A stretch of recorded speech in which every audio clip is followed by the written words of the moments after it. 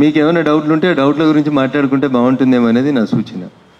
So ప్రత్యేకంగా జర్నలిస్టులకి ఏ రకమైన హక్కులు ఉంటాయి, డిజిటల్ మీడియాకి ఏం హక్కులు ఉంటాయి, అసలు ఏం మాట్లాడాలి ఏం మాట్లాడకూడదు అంటే దీనికి సంబంధించి ఒకటి చాలాసార్లు మీరు టీవీ ఛానల్ చర్చలలో అప్పుడప్పుడు నేను మాట్లాడేటప్పుడు వింటారు. ఫ్రీడమ్ ఆఫ్ స్పీచ్ ఆర్టికల్ 19 ఏదైతే మనందరినీ మాట్లాడేందుకు అవకాశం ఇస్తుందో అదే ఫ్రీడమ్ ఆఫ్ స్పీచ్ ప్రకారం మీరైనా నేనైనా ఇంకెవరైనా మాట్లాడాలి. ఎంతవరకు ఉంటుంది నాకు ఫ్రీడమ్ ఆఫ్ స్పీచ్? ఎదురుగా ఉన్నటువంటి వ్యక్తుల మనోభావాలని గాయపరిచినంతసేపు నా ఫ్రీడమ్ ఆఫ్ స్పీచ్ ప్రివేల్ అవుతుంది. నేను మాట్లాడుతూ ఎదురుగా ఉన్న వాళ్ళని వ్యక్తిగతంగా దూషిస్తాను, వాళ్ళ గౌరవ ప్రతిష్టల్ని వాళ్ళని ఇబ్బంది కలిగే రీతి లోపల మాట్లాడతాను అంటే మళ్ళీ చట్టం వస్తుంది. ఏం చట్టం వస్తుంది? ఏముంది? జర్నలిస్టులకు వ్యతిరేకంగా డిజిటల్ మీడియా కోసం కొత్తగా ప్రత్యేకంగా ఏమైనా చట్టాలు ఉన్నాయని అంటే ఈ దేశం లోపల ఇదంతా కూడా only I'm talking about digital media. Digital media exclusively comes under information and technology ministry కింద వస్తుంది. ఇన్ఫర్మేషన్ టెక్నాలజీ బ్రాడ్కాస్టింగ్ కింద వస్తుంది. గౌరవనీయులు అశ్విని వైష్ణవ్ గారు అనుకుంటే సంబంధిత మంత్రి, వారి శాఖ కిందకి వస్తుంది. మొట్టమొదటిసారిగా ఇన్ ద ఇయర్ ఆఫ్ 2000లో దీనికి సంబంధించి కొన్ని రూల్స్ని ఫ్రేమ్ చేయడం జరిగింది. ఎట్లా ఉండాలి డిజిటల్ మీడియా ప్లాట్ఫామ్, ఎట్లా ఉండాలి, వీళ్ళ మీద ఎవరైనా తప్పుడు ప్రచారం చేస్తే ఏం చేయాలి ఏంటనే దానికి సంబంధించి కొన్ని గైడ్లైన్స్ని కొన్ని లాస్ని ఫ్రేమ్ చేసేందుకు ఆ రోజు ఇన్ఫర్మేషన్ టెక్నాలజీ కింద డిజిటల్ మీడియాని తీసుకొస్తూ కొన్ని గైడ్లైన్స్ని సూచనల్ని భారత ప్రభుత్వం చేసింది. ఏముంటాయి దాంట్లో? ఏముంటాయి? మళ్ళీ ఆడికే వస్తాం, మొదటికే వస్తుంది. తిరిగి ఏడికి వస్తామంటే ఇక్కడికే వస్తాం. ఎవరి వ్యక్తిగత ప్రతిష్టకి భంగం కలిగించినంతసేపు you can write the content whatever you want to write. ఆధారాలు లేకుండా మేము ఏదైనా రాస్తాం, మమ్మల్ని ఎవరు అడగొద్దు, మేమేమి రాస్తే అదే కరెక్ట్ అని ఎవరైనా జర్నలిస్ట్ బిహేవ్ చేయాలనుకుంటే అది కూడా తప్పే అవుతుంది. మీకు ఎంతైతే హక్కు ఉందో ఆ మనిషి కూడా జీవించేటువంటి హక్కు అంతే ఉంటుంది. తన వ్యక్తిత్వానికి సంబంధించినటువంటి విలువల్ని కాపాడుకునేటువంటి అవసరం కూడా అంతే ఉంటుంది. సో ఎప్పుడు మనం లిమిట్ దాటుతున్నాము అనేది మనకు తెలియాలంటే మనకే తెలుసు. మనం మైక్ కొట్టుకొని మాట్లాడుతున్నప్పుడు మనం ఎవరి గురించి, ఏ వ్యక్తి గురించి, ఏ సంస్థ గురించి, ఏ ఇష్యూ గురించి మనం ఎంత మాట్లాడుతూ ఉన్నాం, where we should stop and where we should proceed అనేటి రెండింటి మధ్యలో ఒక సన్నని గీత ఉంటుంది. ఆ సన్నని గీత నేను కట్టే పట్టుకొని పోదా, వాకింగ్ కోతి మధ్యలో వేట కుక్కలు ఊర కుక్కలు ఎక్కువైనాయి, నేను కట్టే పట్టుకొని పోతున్నా, I don't have any objection. మీరు కట్టే పట్టుకొని పొద్దున 6 గంటలకి పార్క్కి వాకింగ్ పోతా అంటే వేరే వాళ్ళకి ఎందుకు అభ్యంతరం ఉంటుంది? ఎవరికి అభ్యంతరం ఉండదు. కట్టే పట్టుకొని మీరు పార్క్ పోయేంత వరకు ఎవరికి అభ్యంతరం ఉండదు. కట్టెని మీరు అడిగి పోయిన తర్వాత ఎట్లా వాడతారు అన్న దగ్గర మళ్ళీ పంచాయతీ స్టార్ట్ అవుతుంది. కొందరు చెయ్యి ఇట్లా తిప్పుతాం, కాలు ఎట్లా తిప్పుతాం, ఏమైనా తిప్పండి, యోగా చేయండి, బాడీ ఎక్సర్సైజ్ చేయండి, స్ట్రెచ్ ఎక్సర్సైజ్లు చేయండి. ఎంతవరకు? నా పక్కన ఉన్న ఆయనకి నా శరీరం దాకినంతసేపు I'm at liberty and is also at liberty. నా చెయ్యి ఎప్పుడైతే పక్కన ఉన్న వాళ్ళకి తాకుతుందో then the panchayat starts. Law is nothing but common sense, more particularly criminal law is nothing but a common sense. మీరు ఆ లిమిటేషన్లు ఉన్నారా లేరా చూడండి. నేను పొద్దున్నే యోగా చేస్తున్న పార్క్లో, పక్కన ఉన్న ఆయనకి దాకింది చెయ్యి, కొట్లాట అయింది. నువ్వు పార్క్లో స్ట్రెచ్ ఎక్సర్సైజ్ చేసేటప్పుడు ఎంతవరకు స్ట్రెచ్ చేయాలో అంతవరకే చెయ్యి. నీ పక్కన ఇంకొక ఆయన నడుస్తున్న ఆయనకు దాకొద్దు. నేను చెయ్యి ఇట్లా పైకి వెనుకకి తిప్పు. నీ చేతిలో ఉన్న కట్టే పక్కన ఉన్నవాడికి దాకనంతసేపు మాత్రమే తిప్పుమని చెప్తుంది చట్టం. ఎప్పుడైతే నువ్వు వెళ్ళి పక్కన ఉన్నవాడికి టచ్ అవుతావో then the law comes into force. This is common sense అన్న. డిజిటల్ మీడియాకైనా జర్నలిస్టులకైనా ఒక రూల్స్, ఎథిక్స్ అంటూ ఎక్కడ దాకా ఉండాలి అంటే, మనం మాట్లాడుతున్నాం ఒక వార్త, మనకంటే ముందు ఒక టీవీ ఛానల్ ఇస్తుందేమో అని ఆతృత లోపల మనం పోయి ఏదో తొందరపడి ఇవ్వాల్సినటువంటి అవసరం లేదు. You will have your own credibility. మీరు ఇచ్చే వార్త వెనకాల ఉన్నటువంటి విశ్వసనీయత ఎంత అనేది ప్రజలు, సమాజం ఆలోచిస్తూ ఉంటారు. ఏదో రాసేయాలి, ఏదో బతకాలి కాబట్టి ఎవరి మీదనో బురద జల్లాలి, ఆయన తెల్ల బట్టలు వేసుకున్నాడు కాబట్టి ఆయన మీద ఇంత బురద వేసిపోతాం, తర్వాత ఆయనే కడుక్కుంటాడు అంటే కుదరదు. అందులోపల ముఖ్యంగా మీరు అందరు కూడా ఎలక్ట్రానిక్ మీడియాని డిజిటలైజేషన్నే వాడుతుంటారు కాబట్టి డిజిటల్ లాస్ లోపల సెక్షన్ 69, సెక్షన్ 70 అన్ని రెండు కొత్తగా ఇన్ఫర్మేషన్ అండ్ టెక్నాలజీ రూల్స్ లోపల వచ్చిన దాంట్లో ఉన్నాయి. దాంట్లో క్రిస్టల్ క్లియర్గా చెప్తారు, ఇతరుల జీవితాలని, జీవన విధానాలని, వాళ్ళకి సంబంధించినటువంటి వ్యక్తిత్వాన్ని మీరు డిస్టర్బ్ చేయనంతసేపు యు ఆర్ ఎట్ లిబర్టీ. మీరు ఏ ఛానల్ అయినా, ఏ టీవీ అయినా, ఏ యూట్యూబ్ అయినా, ఎవరైనా ఏది పడితే అది రాస్తాం. వివరణ తీసుకోండి, సాధ్యమైనంత వరకు ప్రయత్నించండి, కలిసే ప్రయత్నం చేయండి. కలవకపోతే ఫోన్లలో ఉన్న వివరణ తీసుకునేటువంటి ప్రయత్నం చేయండి. అట్లీస్ట్ ఉరి తీసే కంటే ముందు కసబనైనా నీ చివరి కోరిక ఏందని అడుగుతారు. అట్లా మీరు వార్త రాసే కంటే ముందు ఒక సంస్థనో, ఒక వ్యక్తినో, ఒక పార్టీనో మీరు పోస్ట్ మార్టం చేయాలనుకున్నప్పుడు దయచేసి వాళ్ళ ఒపీనియన్ ఏంది, వాళ్ళ అభిప్రాయం చెప్పమనండి. అన్న నీ మీద ఆరోపణలు వచ్చినాయి, మీరు ఏం చెప్పాలనుకుంటున్నారు ఈ ఆరోపణకు సంబంధించి అని ఒక మాట అడగండి. నేను దీనికి చెప్పాల్సింది ఏం లేదు అన్నాడు అనుకోండి, నేను దీనికి ఏం చెప్పాలనుకుంటలేను ఆయన వర్షన్ కూడా రాయండి. చివరి కోరిక ఏంటంటే అందరు చివరి కోరిక ఏందో చెప్పరు ఉరి తీసేటప్పుడు. కొందరు చెప్తారు నాకు ఈ చివరి కోరిక ఉంది, ఇది మా అమ్మ నాన్నని చూడాలని ఉంది, లేకపోతే మా పిల్లలకి నా ఆస్తి ఏదో చెప్పుకోవాలి, ఒకసారి మా వాళ్ళని కలవాలనుకుంటున్నాను, మా కుటుంబ సభ్యులు ఇటు రకరకాల వ్యక్తులు చెప్తా ఉంటారు. నేను కసబ్ని ఎందుకు ఉదాహరణ చెప్పినా అంటే అన్నిటికంటే హీనియస్ క్రైమ్ అయినటువంటి కేసులోనే కసబ్ లాంటి ఉరి తీయాలంటేనే అన్ని సంవత్సరాలు మన న్యాయ వ్యవస్థ పనిచేసింది. ఆఖరికి ఉరి తీసే రోజు కూడా ముందు రోజు నీకేమైనా చివరి కోరికలు ఉన్నాయా, నువ్వు చెప్పాల్సింది ఏమైనా ఉందా అనేది అడుగుతారు. అట్లా మీరు మా ఇష్టం ఉన్న వార్త రాస్తాం, ఎదురుగున్న బంగ్లా మీద ఒక స్టోరీ రాసేస్తాం, మేము అది ఏదో ఒకటి రాసేస్తాం, మా ఇష్టం ఉన్న వార్త రాస్తాం, అది ఎవరిదో ఓనర్ అని బదనాం చేస్తామంటే కుదరదు. అది ఎప్పుడు కుదురుతుంది? ఆయన ఎక్స్ప్లెనేషన్ తీసుకోండి. సార్ మీ మీద పలానా ఎల్లయ్య అన్నట్టు ఆయన ఒక ఆరోపణ చేసినాడు, ఈ భూమి అనేది మీరు గుంజుకున్నారని, బలవంతంగా అందులో బిల్డింగ్ కడుతున్నారని, పోలీస్ స్టేషన్కి పోతే మాకు న్యాయం జరుగుతలేదని వాళ్ళు మాకు చెప్పినారు అని మొత్తం రాయి. నువ్వు రాయాలనుకున్న స్టోరీ మొత్తం రాసి కింద మీరు చెప్పాలనుకున్నది ఏమైనా ఉందా అని అడిగి ఒక వివరణ యాడ్ చేయండి. ఆ వివరణ మీరు రాసిన వార్త అంతా పెద్దగా ఉండకపోవచ్చు, ఆ వార్తకు సంబంధించిన దాని ప్రతిదానికి ఆయన సమాధానం చెప్పలేకపోవచ్చు, బట్ యు యాడ్ ఆ 4 లైన్లే యాడ్ చేయండి. That gives you an honour. అది తర్వాత సంవత్సరాల్లో 2021లో కొన్ని మళ్ళీ రూల్స్ని ఫ్రేమ్ చేసేందుకు భారత ప్రభుత్వం ప్రయత్నం చేసింది. ఇప్పుడు ఆ రూల్స్ అన్ని ఎగ్జిస్టెన్స్లో ఉన్నాయి, 2021 రూల్స్ అని. 2023లో లేటెస్ట్గా మళ్ళీ అమెండ్మెంట్ చేసింది భారత ప్రభుత్వం ఇన్ఫర్మేషన్ టెక్నాలజీలో డిజిటల్ మీడియాకి సంబంధించినటువంటి రూల్స్ని. ఏ రూల్ రాసినా ఏం రాసినా బాటమ్ ఆఫ్ ద రూల్ ఏముంటుంది? బిల్డింగ్ కట్టాలంటే బాటం ఏముంటుంది? పునాది ఉంటుంది. బిల్డింగ్ కట్టాలంటే అది 20 అంతస్తులు కట్టినా, 50 అంతస్తులు కట్టినా, 8 అంతస్తులు కట్టినా ఫస్ట్ మీకు ఒక బేస్మెంట్ అంటూ ఉండాలి. So the bottom of the digital media is you should not disrespect anybody, any institution, any individual, any organisation. అప్పుడే ఆర్టికల్ 19 ఉంది కదా, నేను మాట్లాడు, నువ్వు విమర్శించు. ఇప్పుడు నిన్న మహేష్ కుమార్ గౌడ్ గారు అన్నారు 8 మంది బీజేపీ ఎంపీలు దొంగ ఓట్లతోటి గెలిచిరు అన్నారు. రఘునందన్ రావుకి మహేష్ గౌడ్ని తిట్టాలని ఉంది, బాగా తిట్టు. దాంట్లో లిమిటేషన్ ఏందనేది ఆలోచించు. తెలంగాణ రాష్ట్రంలో 17 మంది ఎంపీలు ఉంటారు. మహేష్ కుమార్ గౌడ్ గారు అను, మహేష్ అన్న అను, నీ వయసులో పెద్ద చిన్న సందర్భాన్ని బట్టి తీసుకోండి. అక్కడ 17 మంది ఎంపీలు ఉంటారు. తెలంగాణలో అసెంబ్లీకి ఎన్నికలు జరిగినాయి నవంబర్ డిసెంబర్ 2023లో ఎన్నికలు జరిగినాయి. మీరు అధికారంలోకి వచ్చిర్రు. మీరు అధికారంలోకి వచ్చిన తర్వాత మే 2024లో ఎన్నికలు జరిగినాయి రాష్ట్రంలో. మళ్ళీ పార్లమెంట్కి ఎన్నికలు జరిగినాయి. పార్లమెంట్కి జరిగిన ఎన్నికలలో కొన్ని చోట్ల మీరు ఓటు చోరీ అయింది అన్నారు. నేను అంటున్నా కొన్ని చోట్ల కాదు, అన్ని చోట్ల అయింది.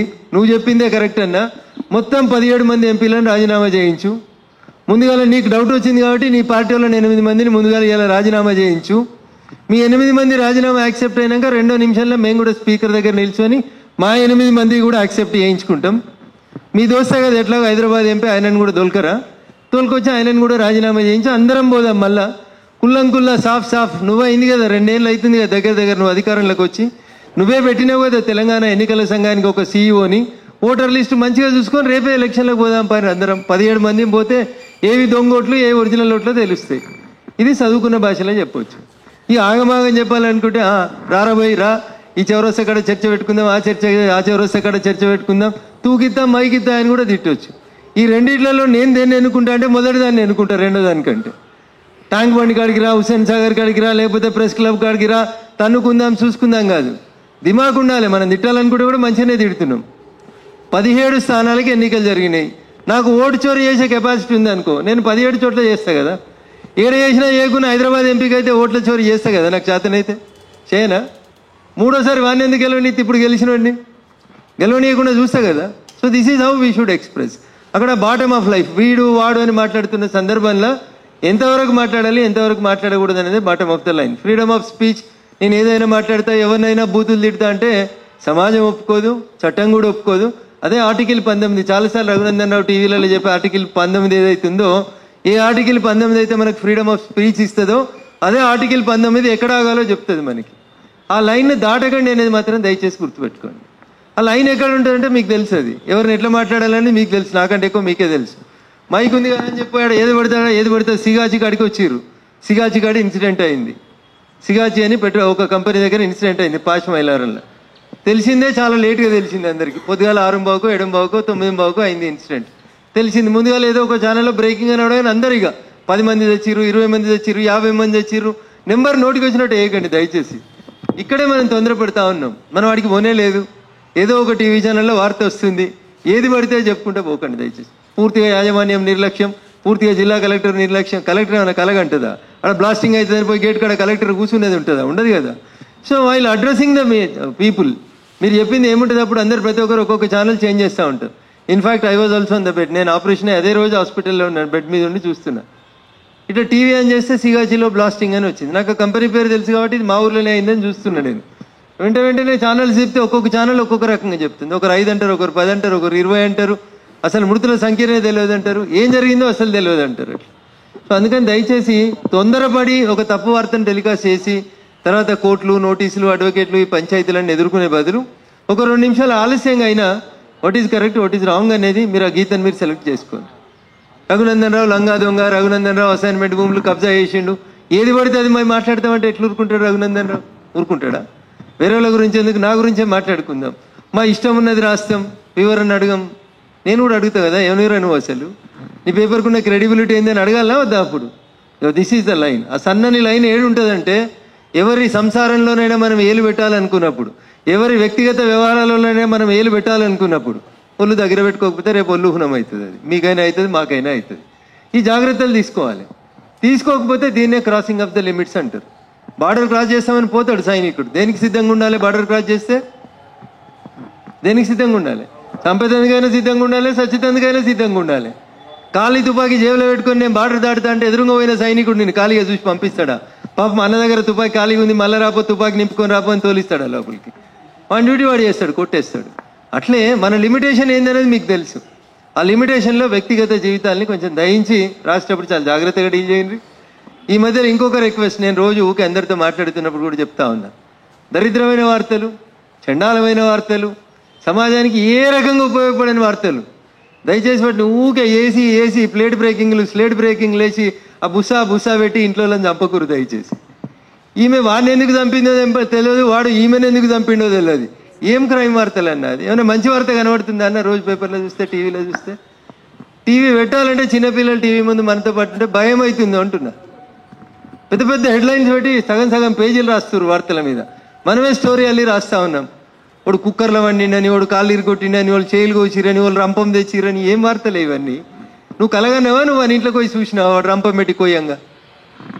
ఏం వార్తలు అన్నాయి ఇవి? భర్త భార్యని హత్య చేసిండు, అంతే రాయి, ఒకటే లైన్, 2 లైన్ రాసి వదిలేసాయి. అది కాదు, రంపం తెచ్చిండంట, తలకాయ కోసేసిండంట, తర్వాత చెయ్యి కోసిండంట, మీద కూర్చున్నాడంట, తర్వాత కాలు కోసిండంట. ఏం రాసుడే ఇవన్నీ? దేనికి ఉపయోగపడతాయి ఇవి? మొత్తం వార్త ఏంది? భర్త భార్యను చంపిండు, లేదా భార్య భర్తను చంపింది. ఇవి వార్తలు.